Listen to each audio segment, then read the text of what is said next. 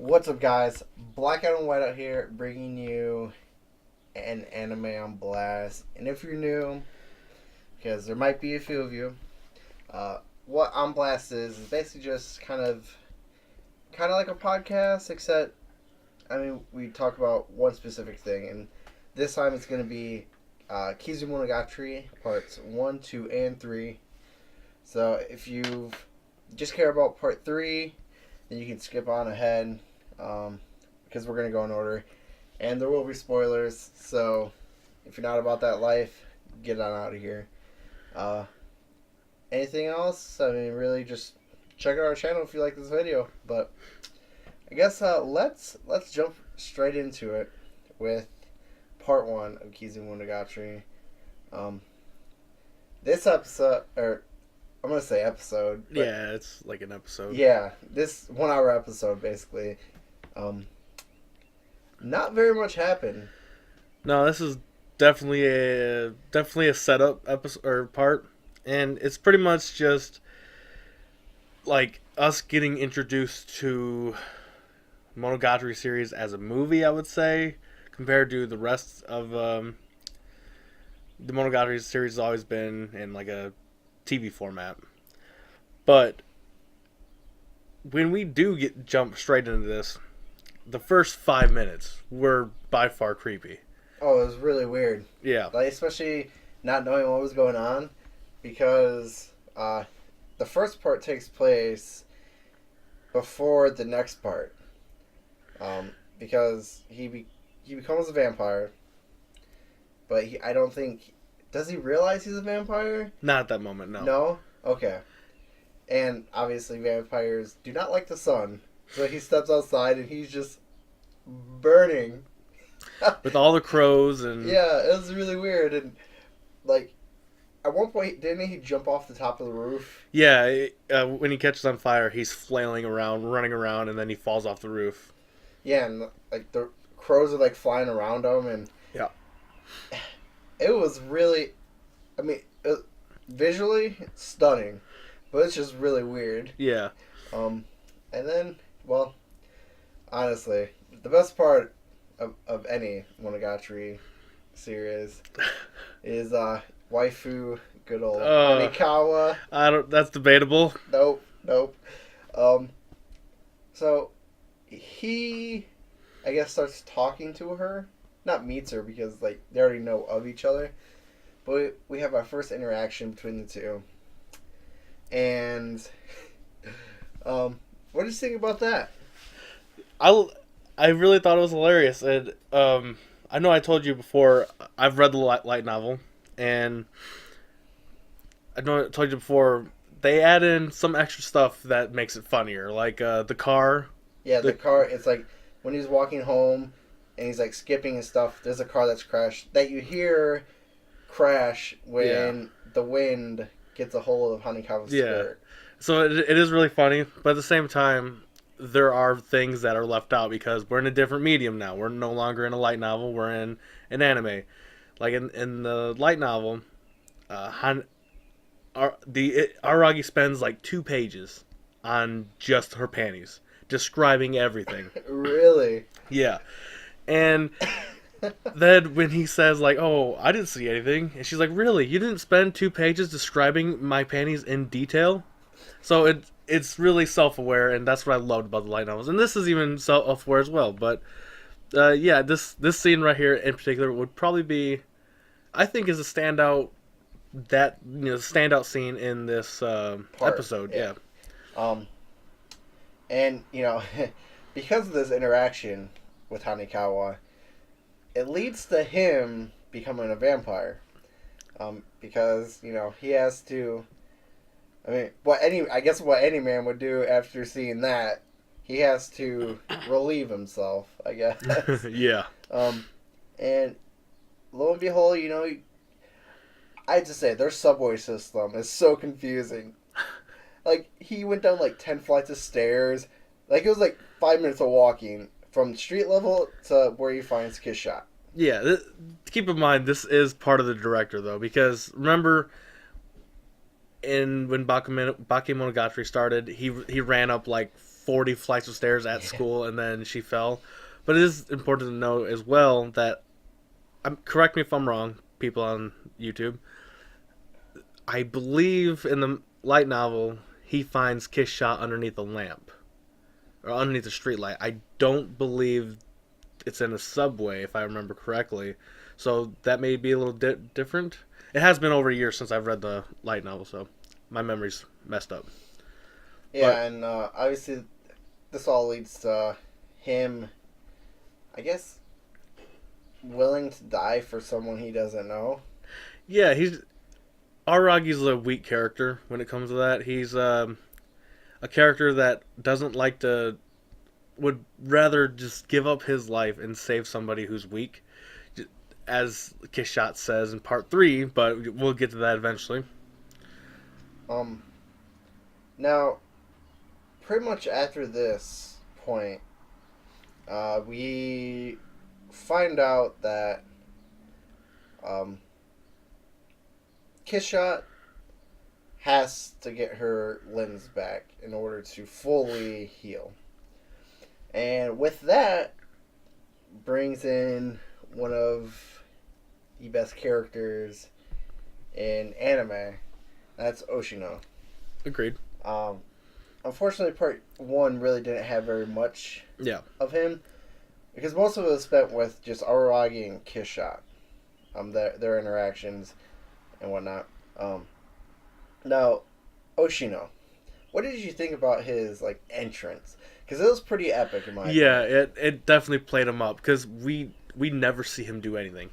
We've seen him in Bakemonogatari. We've seen him throw a crab over his shoulder, and that's the extent of his ability that we've seen. So to see him jump off from a building and just destroy, run everywhere, and just that is pretty cool. And this was all due because the 3 vampire hunters were there. Yep. And he was like, settle down. Let's go our separate ways and do this another day, pretty much, if I remember correctly. Yeah. And really, that was the end of part 1. Yeah, was it not? Yeah, pretty much. There's really it's an introduction to all characters, and we meet our 3 main antagonists of the game. Episode. Guillotine Cutter and Dramaturgy. Yeah, that one. Those 3. Yep. And part 2 starts off straight away with a fight, right? Yeah. It's important to know that we've watched part 1 last year together, and then we didn't see part 2, and then when part 3 came out, we watched the trilogy together. Yeah. So 2 and 3 may blend in together. Yeah, exactly. Part 1, because we've seen it twice, definitely, I know the gist of it. Yeah. Part 2, he starts off with dramaturgy. Correct. And now, again, just like in part 1, where we see it starting happens after what we see after, if that makes sense. Yeah. We start with at the beginning of the fight, and then we go back to before the fight. Where we see Oshino and Araragi making a deal to mediate for Kishot's limbs. That if he wins, that vampire hunters will give Oshino the limbs, and Oshino will give him the limbs, I guess. So, and then obviously Araragi, not a fighter. No. Not a fighter. So we see that he is reading a book on baseball and martial arts. Yeah, so they don't explain this in the anime. So he went to go buy a judo. I think it was judo. A judo, but how to judo. And he felt weird just buying that. So he bought how to baseball as well. So it's ironic because he ends up, really trying to read the judo to try to fight dramaturgy. and then he just skims over the baseball one a little bit. Baseball one is actually one that helps him out a lot more. Yeah. But yeah, and we'll explain why pretty much after this. But Hanekawa shows up, and very sad yeah, moment. It's very hard to watch.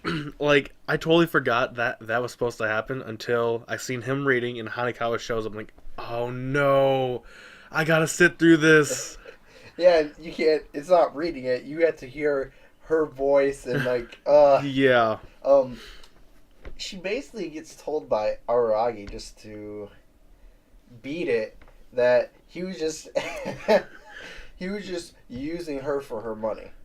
But yeah, she doesn't have any money. And then he changed it up to like just using her for her body, which I mean, he kind of does later on. Yeah. And then the most heartbreaking thing ever, when he deletes her number in front of her, I was just like, I would go in there, I would smack him silly.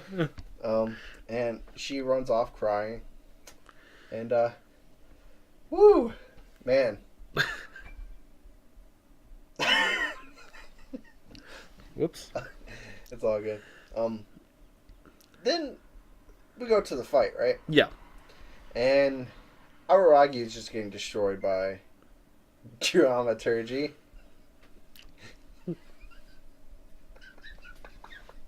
Just about to turn it off. I don't care. You can push it back a little. You know what's funny? I've noticed that you don't let your TVs stay on, but your Xbox stays on almost all the time. Yeah, that's weird. Your TVs turn off themselves. Yeah, I don't know why. I've never changed it. Anyway, so Araragi is getting destroyed by dramaturgy, and eventually it gets to a point where he tries to do some judo or whatever he is reading. And, well, that doesn't quite work. Yeah, dramaturgy cuts off both his arms. He's left there armless. It's important to note that when his regenerative abilities is pretty crazy, like kind of like Deadpool's, to a sense, where his little hand popped up from where his arm used to be, and all he did was pull his arm out. That was really cool.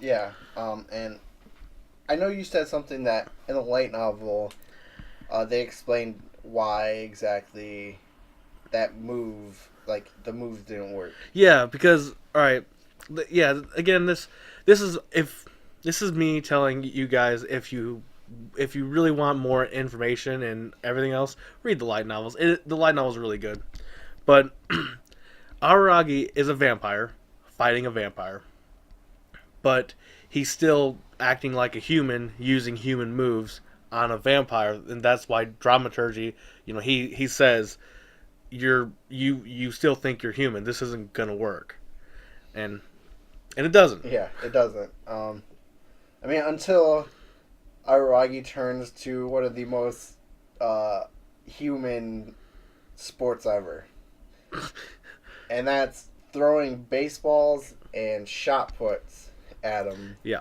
And this works to a T. The baseballs, of course, didn't do anything. No, they just hit. Dramaturgy is built so well, they just bounce off him. And really, the only reason why the shot puts work is because he hits them in the eye and whatnot. Yeah, and they are heavier, but yeah. And if you didn't know, apparently there's like two different kinds of vampires. There's the lineage of Killshot, which technically there's only two of, which is Killshot and Araragi, and then there's everyone else. Yeah. And it's like Araragi and Killshot are like vampires times 10, because they regenerate instantly, whereas the other vampires, they don't. Yeah. And that's why dramaturgy gives up. He's like, I give up. If you keep going, I'm not going to be able to recover for 2 days. That's just like a waste. So that's how he wins. He gets her left leg back or something. I think it's right leg, or I think it's right. It's one of her legs. Yeah. And then she eats it, and she grows to a 12-year-old, 13-year-old? Yeah, she was like 8, like she's been in her 8-year-old form since she's recovering. Yeah. And then during this time we see her at 12 years old. And we see her act a little bit more childish. Like when she becomes her 12-year-old self, she does a little dance, then jumps behind the desk, and then sticks out her tongue at Araragi. Yeah. And I wonder if it's like she feels that she can be childish because she's in a 12-year-old body, or if like literally like she's 12 years old, and like her mind thinks like a 12-year-old. I can't answer that because I don't believe that was in the light novel. Really? So it's just interesting to think about because the 8-year-olds seem really mature for the most part. Yeah. And maybe that's because like she didn't she transformed into the 8-year-old, whereas the 8-year-old transformed into a 12-year-old. So I don't know. Next one is episode. A full dramaturgy, wasn't he half and half? No, dramaturgy was full. Episode is the half human, half vampire, and he hates vampires because he's half vampire. Yeah. And the vampires don't accept him, whereas the humans, they don't accept him because he's vampire as well, even though he's half human. And it's also important to note that our 3 vampire hunters, they all hunt on different principles. Yeah. One dramaturgy hunts on like because it's his job. Episode hunts for hate. For his hatred, and then guillotine cutter hunts for his faith. And now I noticed that out of the 3 fights that we see in this episode, this one was the most interesting. Yeah. Because they both have back and forth, and another sad moment happens. Hanekawa shows up, even though Araragi didn't want her there. Didn't want her to get hurt. And lo and behold, guess what? She gets hurt. Go figure, right? Yeah. And it's brutal. Like, yeah. Her guts are spilling everywhere, and yeah, like her lower intestine or upper whatever it is, the one that's really long, it's just like she spins in a circle and it's like flying out when she's spinning in a circle. And Araragi just flips a switch. I remember this pretty much like, I wish I could have got the screenshot, but Episode throws his crucifix, a giant crucifix, or cross, whatever you want to call it. Araragi just looks at him, just like Matrix, just dodges it. His eyes did not move, just locked on. He flips out, and Oshino actually had to stop him from killing Episode. Yeah, because the reason why, it's a reason why Araragi likes Hanekawa and Oshino is because when he was turned into a monster, they still looked at him as a human. Mm-hmm. And that's what Oshino brought up, right? Yeah. You don't want to lose your humanity. Yeah, if you do this, you'll no longer be a human. And so that's when he gets back the other leg. But before that, obviously, we had to save Hanekawa. Yeah. That is the one bad thing about everything being out of order in terms of like it releasing in anime, is that we know Hanekawa survives because she's in Bakemonogatari and all the other ones. So we know she's gonna, be saved. We just don't know how. And he uses his own blood to heal her. Yeah. And she's perfectly fine after that. And then after that, we just went straight into the next fight, right? Yeah, after that, we go back to the school. Kishot takes her other leg and becomes her 17-year-old form, which looks pretty nice. Yeah. She's finally, becoming more, mature? mature, like, if you look on the screen, more, ladylike, I guess, Yeah. I gotcha. And then that's when Oshino runs through the door. Oh Araragi, yeah, I forgot I about messed that. up. Class Prez has been captured. Yeah, and that was the end of episode 2. No, I don't think so. Right. No, because it ended after he got her back. So yeah, Okay, see, I thought it ended there, and it picked. Okay. yeah. Araragi shows up to meet him, and Guillotine Cutter is choking out Hanekawa, and Oshino tells Araragi something. To save her, you'll have to give up being human for a minute, Mm-hmm. and that's exactly what he does. But Now, what was that? what do you mean? What is that? A vampiric power? That's part of Kiss Shot. Or okay, so they explain this in the light novel as well. Guillotine cut or like dramaturgy can turn his arm into Like blades. blades. Yeah, but since he is Kiss Shot's thrall, He can do, like, 10 he could times. do whatever he wants pretty much. Okay. Like Kiss Shot, all of her clothes and everything is made from herself. You know, because Oh, I didn't know that. remember in one of the Monogatari's second season, Kiss Shot ends up becoming a god. It's been a while. Yeah, so Kiss Shot's no ordinary vampire. Plus, she's lived for almost 500 or over 500 years, or I think almost 600 now. But during this time, this is probably my biggest complaint with the adaptation is I don't know if it's because when I read the light novels they've been localized or if it's because they did the subtitles, but obviously I don't speak Japanese. But the way Guillotine Cutter speaks in the light novels was like as soon as he started speaking, I was like my eyes were glued onto the page because the way he spoke was just amazing, and in this anime he just spoke like a normal person, really. Yeah, like almost like a priest, kind of. Yeah, like it almost seemed like in the light novels that Guillotine Cutter spoke as like he thought himself as a god, like he wills something and God allows it, something like that. But Araragi turns his arms into or branches or whatever into pretty much trees and saves. Crucifies Guillotine Cutter while saving Hanekawa. Yeah, and that's pretty much that with Guillotine Cutter. Yeah. That was the worst. He was supposed to be the strongest guy, but I mean, I guess kind of like how Oshino was talking with Araragi about. They see him as too strong, and he sees them as too weak.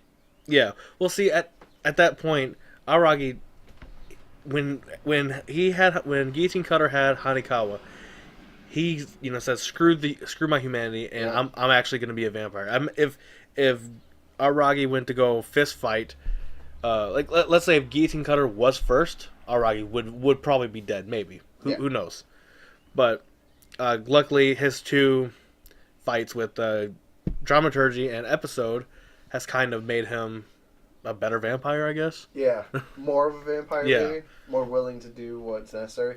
Because, like, the first one, he didn't do anything vampiric. Except for, like, regenerate, but that's natural. Yeah.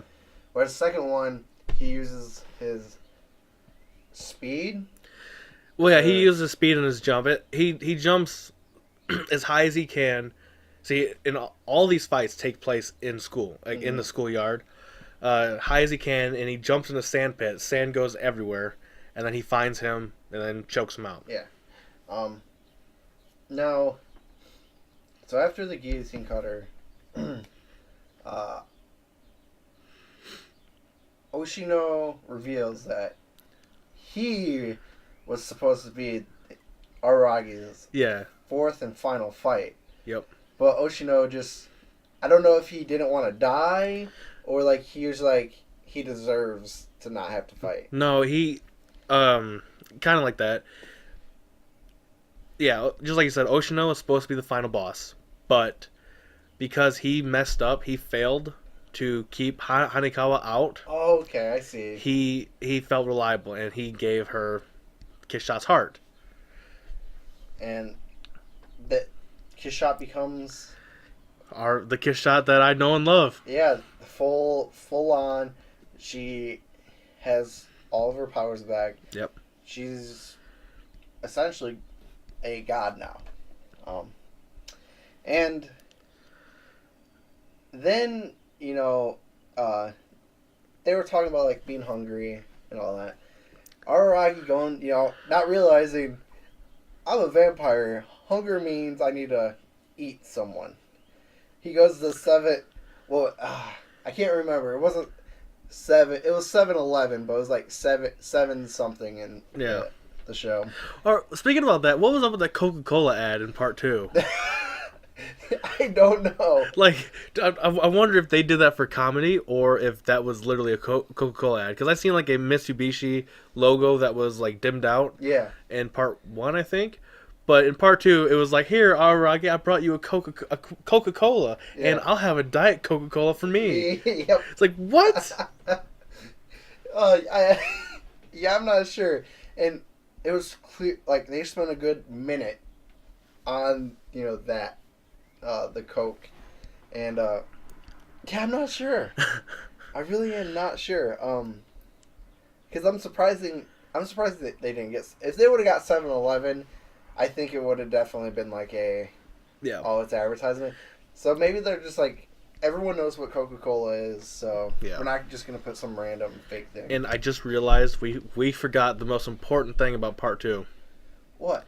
Araragi gets his family heirloom. Oh, wait. I thought that was part 3. No, that's part 2. What? I believe it's part 2. Yeah, because in part 3... Yeah, in part 3 we get something else. But in part 2, we get... Before the fight with Guillotine Cutter. Yeah. Was it Guillotine Cutter? Yeah, it was Guillotine Cutter. Yep. Hanekawa, not even being asked by Araragi, takes off her scantily clad pantsu, and gives them to Araragi. Yep. And so she's like, give those back to me at the start of the next term. And Araragi, he's like, nope, never. I'm gonna die with these things, and they're gonna be passed on down the Araragi clan. Yeah, something like that. For like 200 years. And Hanekawa was like, just give them back to me. And he's like, no. I love their interactions. I loved. Honestly, I like Kizumonogatari better than most of the other parts in the series because the cast was so little. Yep. You have Killshot, Araragi, Hanekawa, Oshino, and then the 3 vampire hunters. Yep. And the 3 vampire hunters really don't have anything to do. It's really just 4 characters that all get to interact and is amazing. Yeah, I totally agree. When it comes to Monogatari, my favorite Monogatari arcs are technically the ones like when Araragi goes missing, and it's just Hanekawa, Senjugahara, and I think those are really the only 2 characters.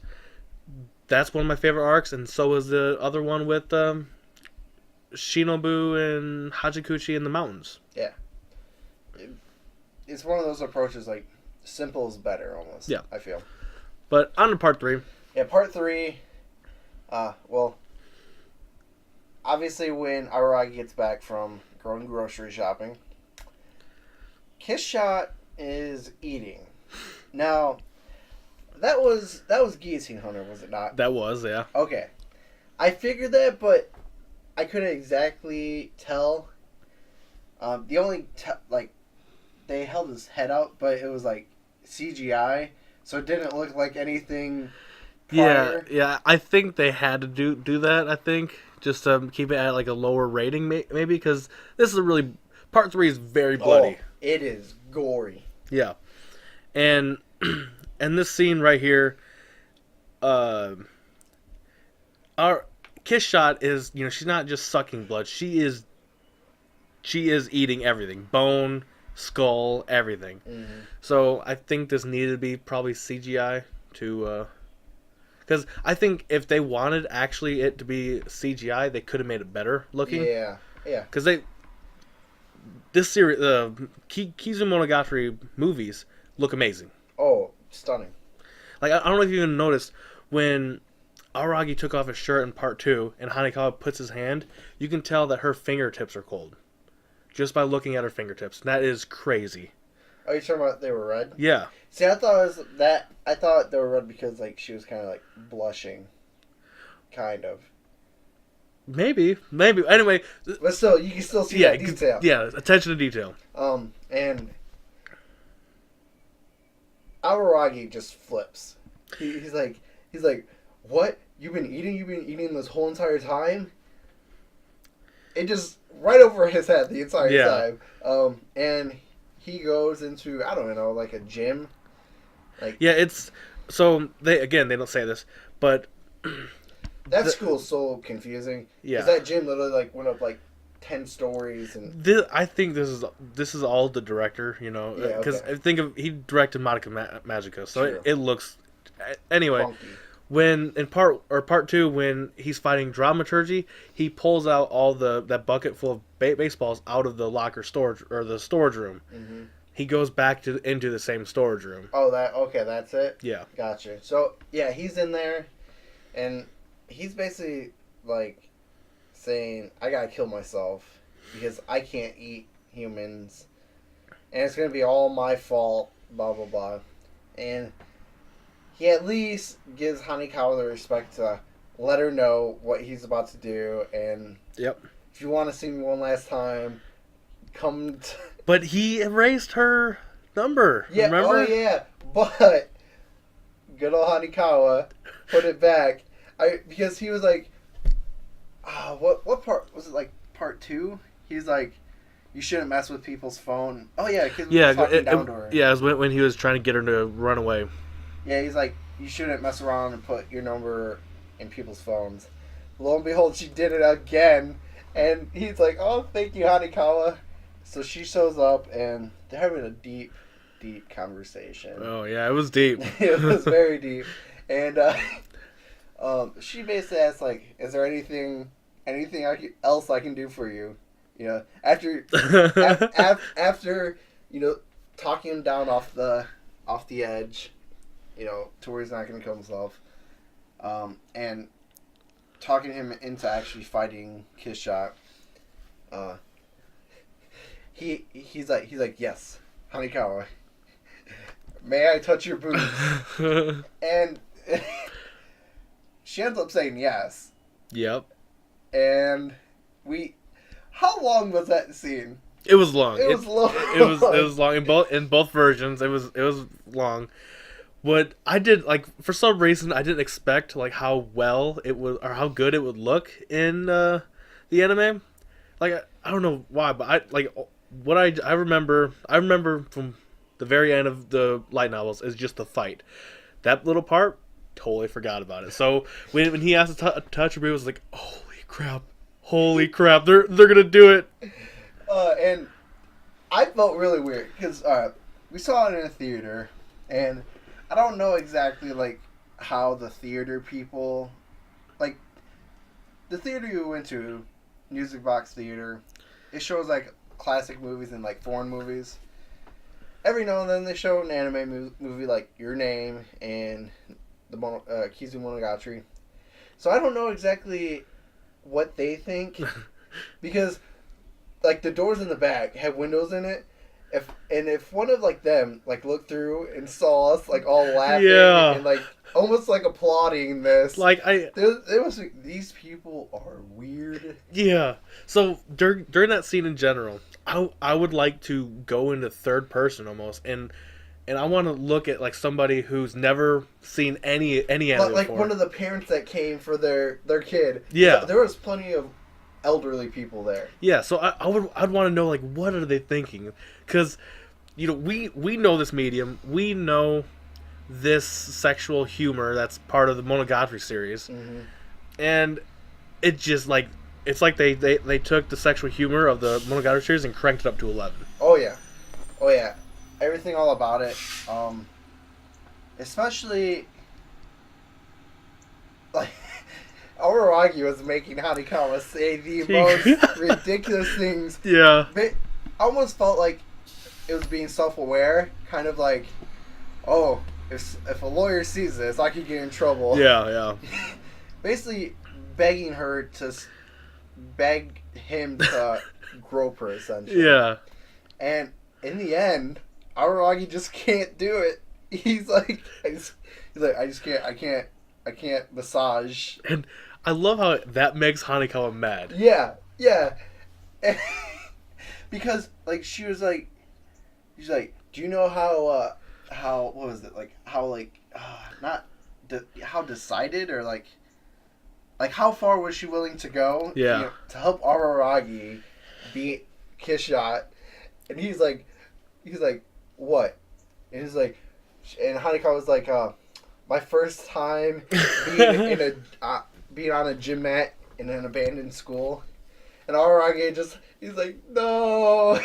So, all right. Remember, you were complaining about how that after watching this, you feel that Araragi should have ended up with Hanekawa. I still agree with that. Yep. Now, just all right. He holds her at so much respect that he wouldn't do that. But then you look at I don't know because I don't think it's respect. I think it's just he's not a weirdo like that. No, what does he do to Hachikuchi every time he sees her?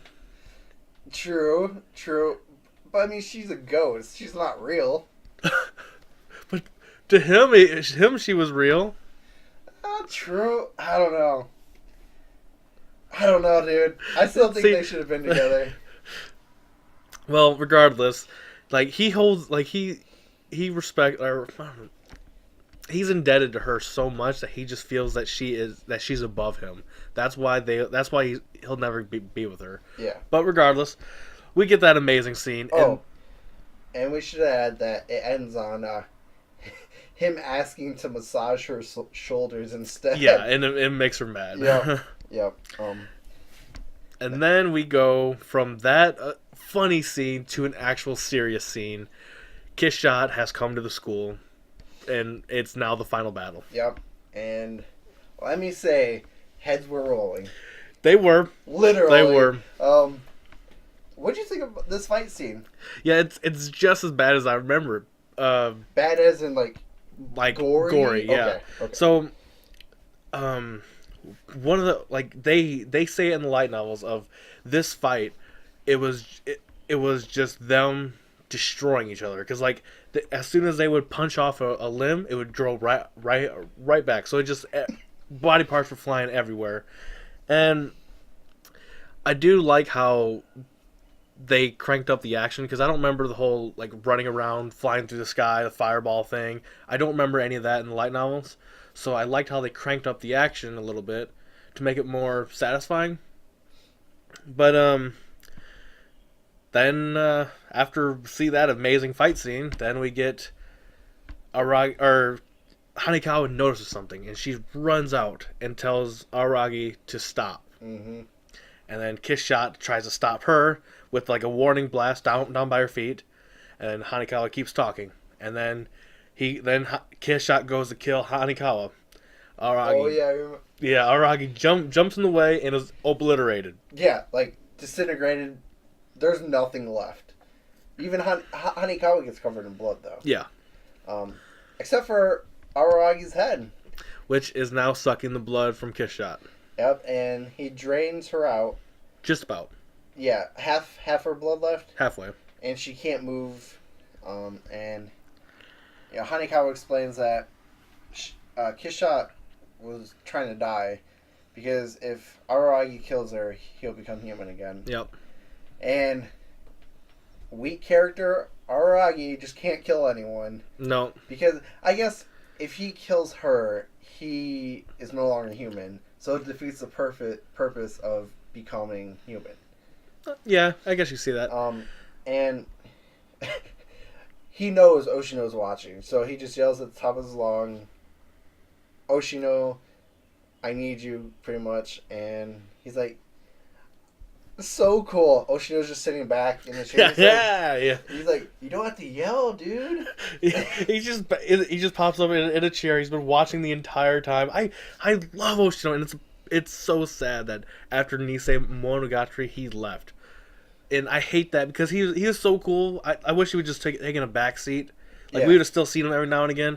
I hope he's in the future. I hope he comes in. Oh, yeah. But he pops up and Araragi wants a situation where everyone can be happy. Oshino says, "Sorry, that can't happen. But there is a situation where everyone can be miserable." Yeah. And that's No. So all right. They're just he just wants everyone to be happy between Araragi and Kishot, right? yeah. Okay, not Araragi, Kishot, and Hanekawa. Hanekawa has nothing. Yeah, to do she with has it. nothing to do with Okay. it. Yeah. And then, like, because remember when we see, and when we first see Araragi in Bakemonogatari, we find out he's 1/10 vampire. Mm. I've always thought how weird that was. Like, how can you be 1/10 a vampire? We find out why. Because he drains Kishot to bare minimum, Mm-hmm. and all Araragi becomes 1/10 vampire, 9/10 human, and Kishot becomes Araragi's shadow, pretty much. Yeah, and she can only feed on him. Yep. So I almost want to say like he's 1/10 vampire because like she always has to feed on him. You know, I think like if he doesn't feed her, he would become like human, kind of. Yeah. You see what I'm so saying? yeah, But she has to feed on him, which prevents that from happening. yeah. So it's said that if Araragi left Shinobu, or we find out they refer to her as Shinobu, if Araragi leaves Shinobu, which is Kishot, he will become human. If Kishot dies, or if Shinobu dies, Araragi will be human. Whereas if Araragi dies, Kishot will become a vampire again. Yeah, and she doesn't. She wants to die, Yeah. So, but and she could kill Araragi. But wait, sorry. All right, she wants to die, and the only way for that to happen is for Araragi basically to just go away. But Araragi would feel bad for her dying, so he essentially he has a pet now that is gonna live forever. Essentially. yeah, and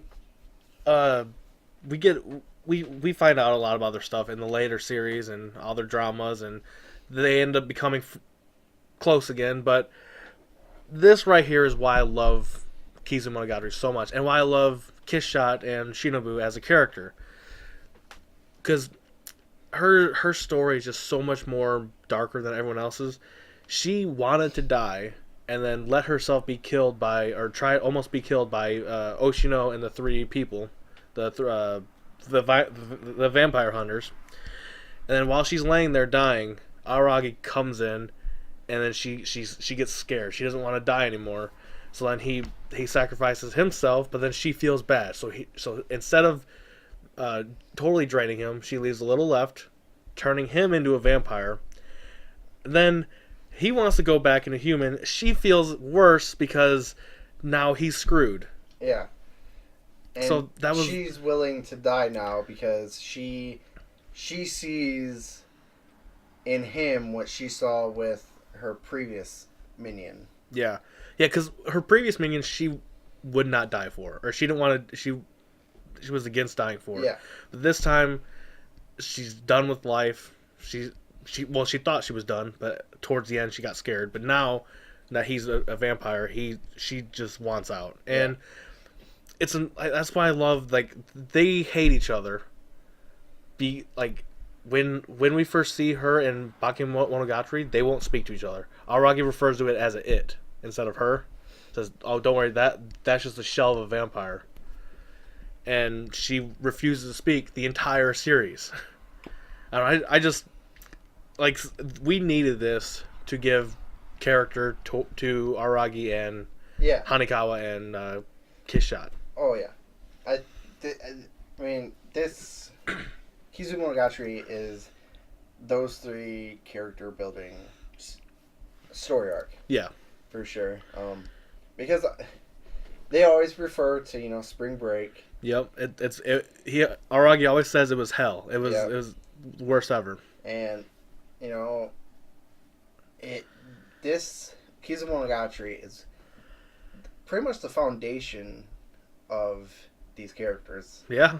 So that just shows how important this three movie-esque story arc was.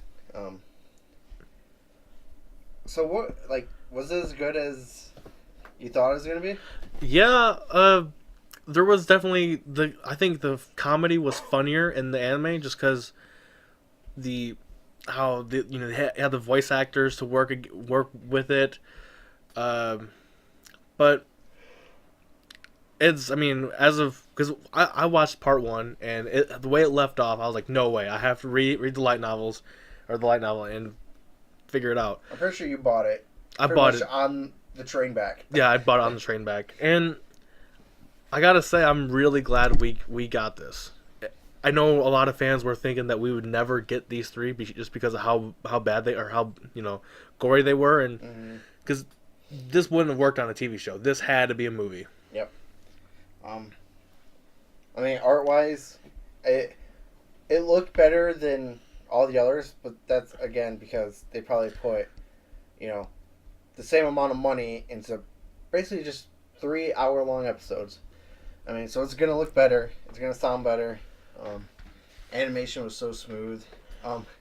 Now, I don't know if you guys have seen it or not, but when we were watching it, it started off in standard def. Oh, yeah. And then it flipped to widescreen HD. And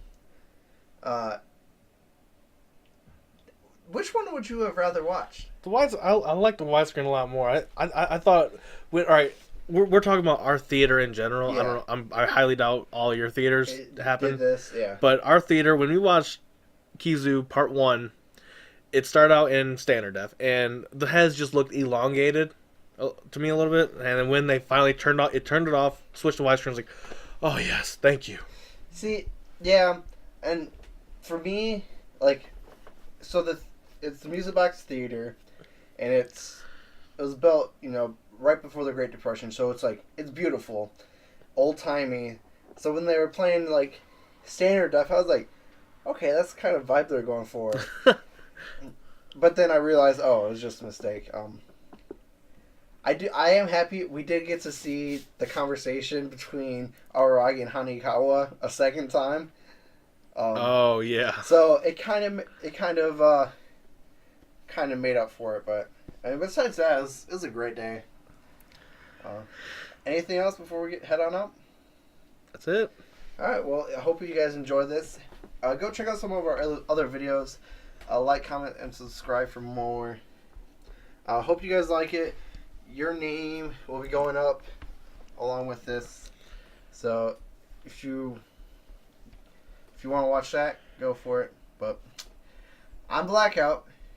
This is Whiteout. And we're signing out.